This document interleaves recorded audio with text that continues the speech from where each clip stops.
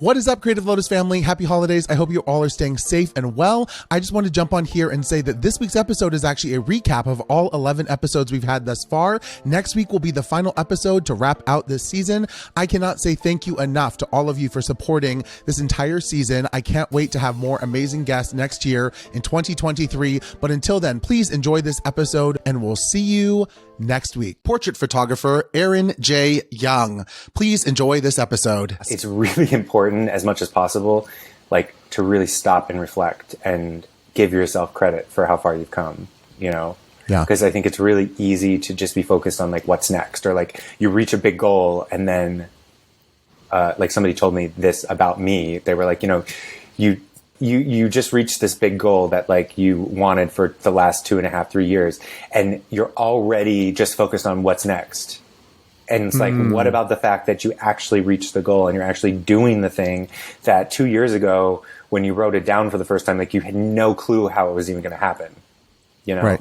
And here you are accomplishing it. Like today I caught myself going like, okay, that's great. It's like almost wanting to discount the wins and as like, well, wow. they don't really count. They don't really matter. Like, and that's something that I am really working to shift in my perspective, is to not discount the good stuff, because I know that's just trained, you know, that's just like a learned behavior, you know. More and more, I would say I'm shifting into that place of being able to appreciate the good stuff and even expect good stuff, you know. Juan Ayala, he is a podcaster, entertainment journalist, and actor. Please enjoy this episode.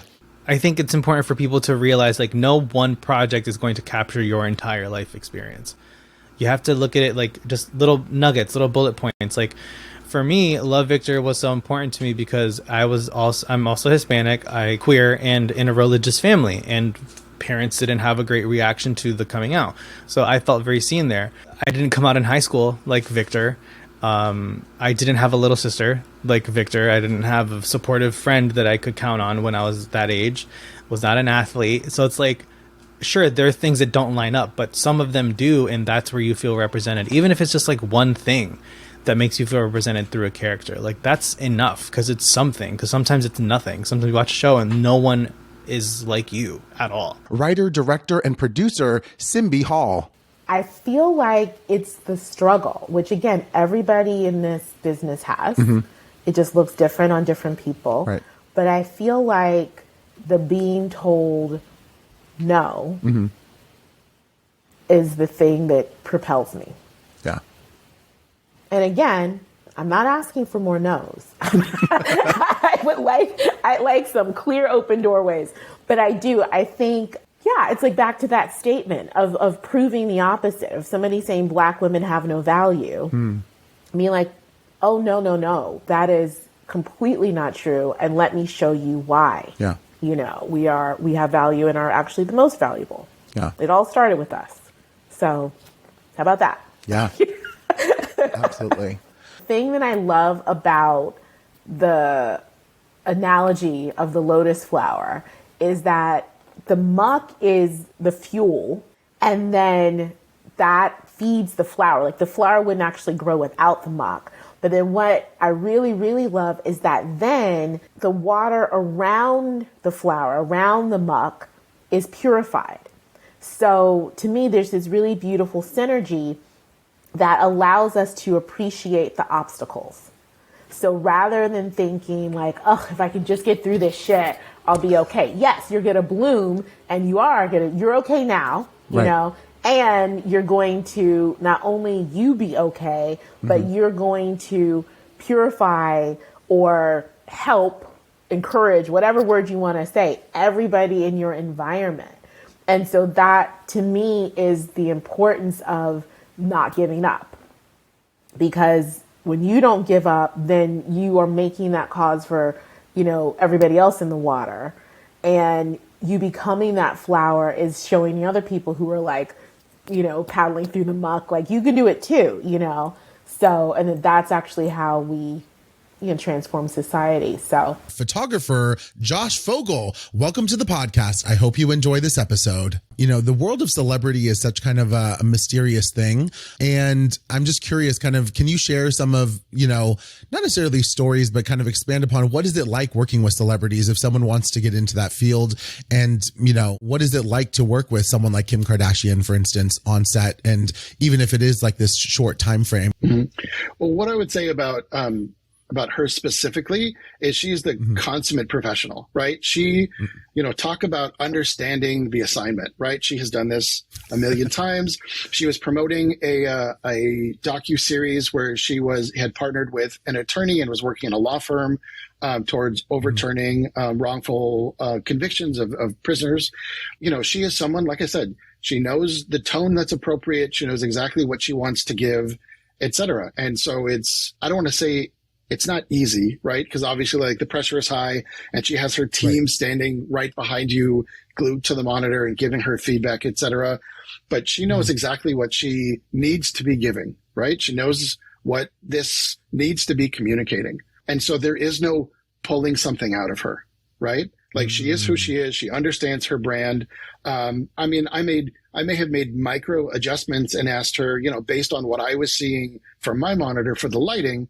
But beyond that, like, she is who she is, and she knows exactly what she's going to be delivering. Now, there are other celebrities who don't like having their photo taken, right? Actors, from my experience, and many times, it's the business of doing things, which is what drives their character, even if it's themselves.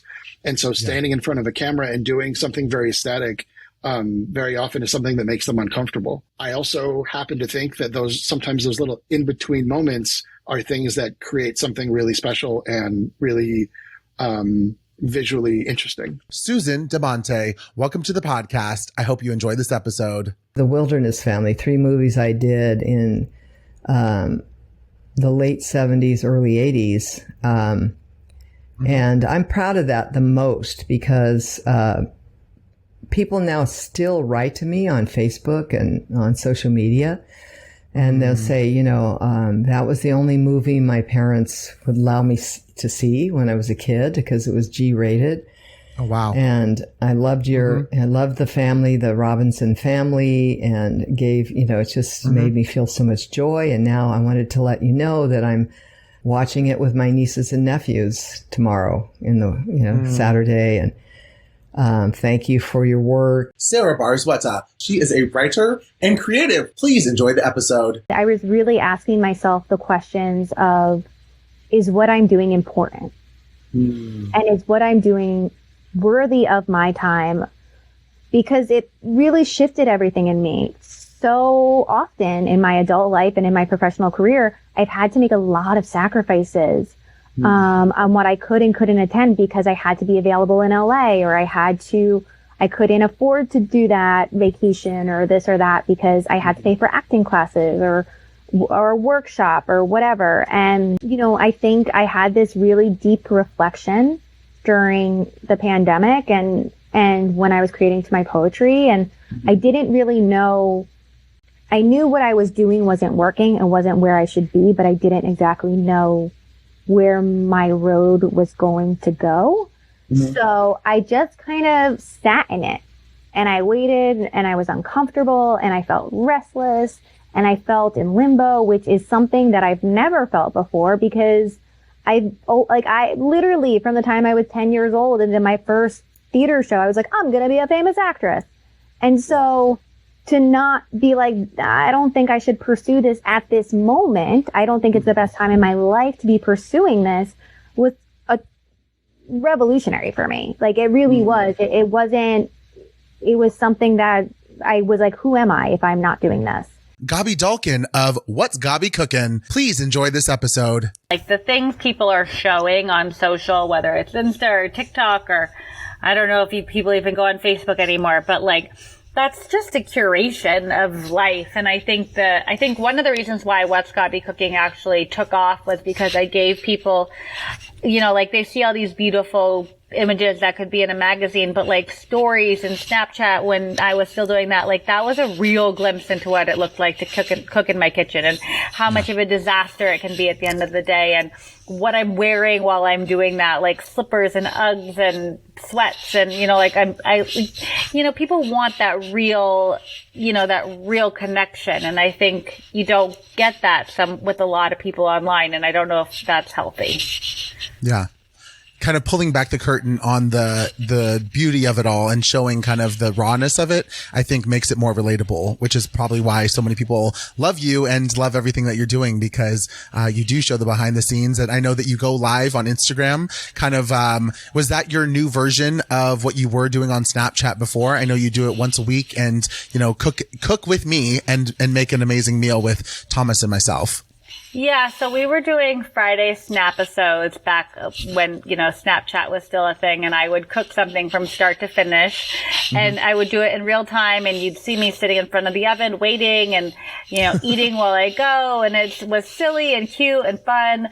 And then when Instagram stories came out, and then Instagram Live became a thing, I was like, well, I've always wanted my own cooking show. Like, I'll just make it myself. Like, if Food Network's not going to give me a show, I'll just do it on my own. Yeah. And I did. And it was great. And I love Insta Live. It's an incredible way to connect with my audience and talk to them in real time. The only thing I wish we could do better was if I could see them. Like, it would be cool to be able to look at them while they're asking a question. But that technology doesn't exist on Instagram yet. So maybe one day. Actor Tukise, please enjoy this episode.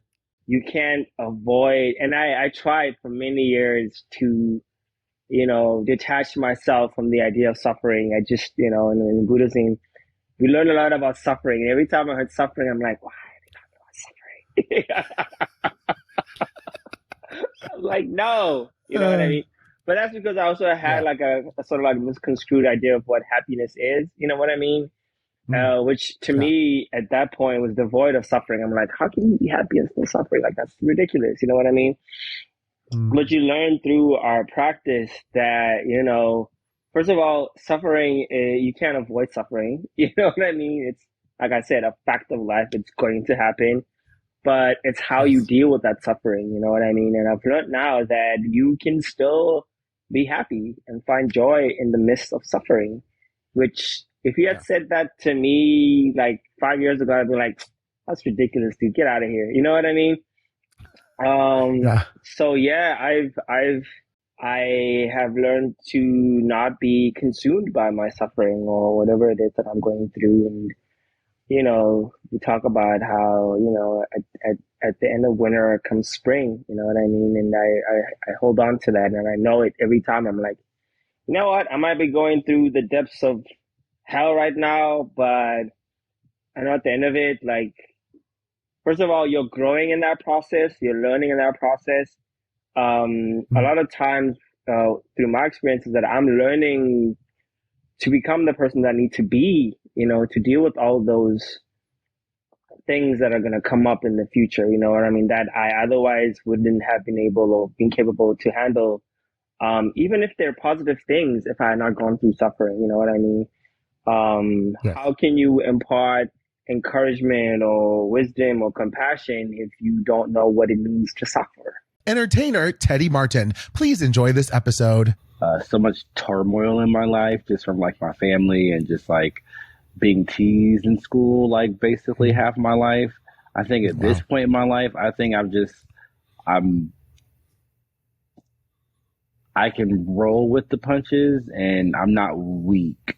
So I think that's why I was made for this industry. You know what I mean? Yeah. So it's like, not, if you can say, like, that's another reason, like, people are like, why did you move out to LA? And it's like, yeah, I moved out there to pursue what I love, but I also wanted to have something different in my life. I wanted to experience a different culture. I'm a Black gay man from the Midwest where they don't let women have choices over their bodies, and they try to block marriages, and the police are shooting people out here, and you know, it's a lot, you know what I mean? So it's like, I'm not going to let a couple people tell me that I can't do this because of this reason, or, you know what I mean? I've dealt with a lot. So I think that's why I said I have thick skin. And sometimes I have to remind myself that I have more thicker skin than I think that I do.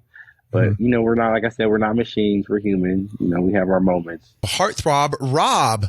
But I'm thankful for it all, because I did write about a lot of those really trying moments. Like, I had bout after bout of depression, through the pandemic, because I felt guilty for not continuously pushing myself to pursue something. And then I would beat myself up and just get into these really dark places, but they weren't places that I had been in such a long period of time that I didn't know how to use music as a stepping stone. And I also didn't want to be writing depressing music. I wanted to write happy music. And, but, the pandemic came and went a lot easier for some people than others, but we made it. Or, yes. Some of us did, whatever. I'm happy to be able to have the opportunity to pick up kind of where I left off with a more mature take on music.